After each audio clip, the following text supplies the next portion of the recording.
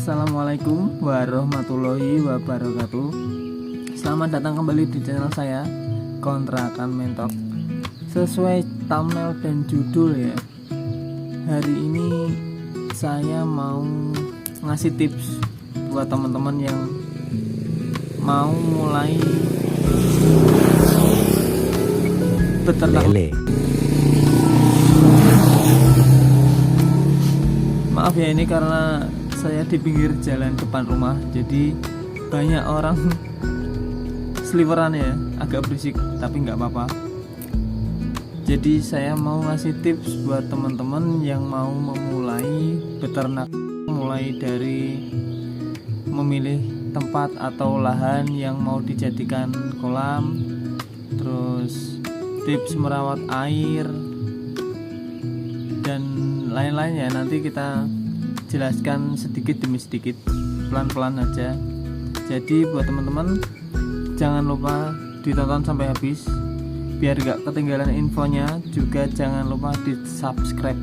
Oke, langsung aja mari kita mulai ke pembahasannya.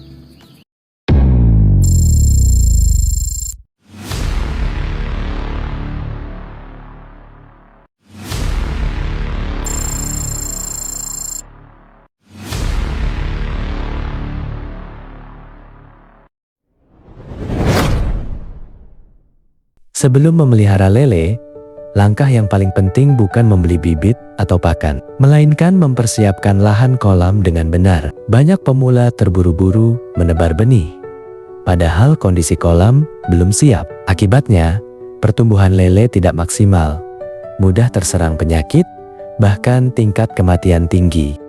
Langkah pertama adalah memilih lokasi yang mudah dijangkau dan memiliki sumber air yang cukup. Tidak harus dekat sungai, yang penting tersedia pasokan air bersih yang bisa digunakan saat pergantian air nanti. Pilih area yang relatif datar agar pembuatan kolam lebih mudah dan biaya lebih hemat.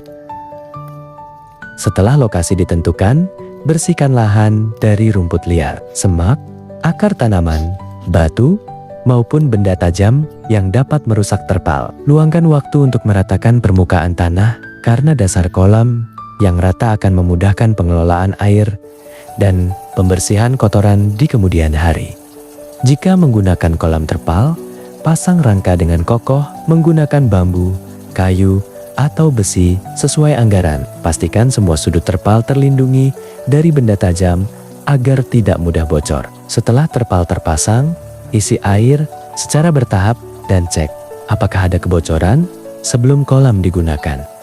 Tahap berikutnya yang sering dianggap sepele adalah pengondisian air. Jangan langsung menebar benih setelah kolam terisi air. Endapkan air selama beberapa hari agar kandungan yang kurang baik menguap dan kondisi air menjadi lebih stabil. Banyak peternak juga menambahkan probiotik, daun pisang, atau bahan alami lainnya untuk membantu membentuk ekosistem kolam yang lebih nyaman bagi lele.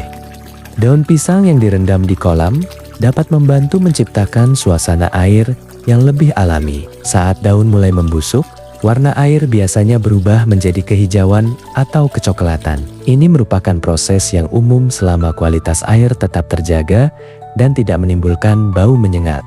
Selain itu, pastikan saluran pembuangan dan saluran masuk air sudah berfungsi dengan baik. Saluran ini akan sangat membantu ketika melakukan pergantian air atau saat membersihkan kolam. Pemula sering mengabaikan bagian ini, padahal akan sangat merepotkan jika harus menguras kolam tanpa sistem pembuangan yang baik. Setelah air diendapkan dan kondisi kolam dirasa siap, lakukan pengecekan terakhir. Perhatikan warna air, kedalaman, serta keamanan kolam dari gangguan hewan seperti kucing, ular, atau burung. Bila perlu, pasang paranet di atas kolam untuk mengurangi panas berlebih sekaligus melindungi lele dari predator. Mempersiapkan lahan memang membutuhkan waktu dan tenaga, tetapi proses ini akan menentukan keberhasilan budidaya ke depannya. Kolam yang dipersiapkan dengan baik akan membuat benih lebih cepat beradaptasi, nafsu makan meningkat, pertumbuhan lebih merata, dan risiko kematian lebih rendah. Jadi, Bagi pemula seperti saya yang ingin memulai usaha ternak lele, jangan terburu-buru mengejar tebar benih. Luangkan waktu untuk menyiapkan lahan dan kolam sebaik mungkin. Karena hasil panen yang baik selalu diawali dari persiapan yang matang. Hari ini mungkin baru membersihkan lahan dan mengisi air. Tetapi langkah sederhana itu adalah pondasi menuju panen lele yang sehat dan menguntungkan.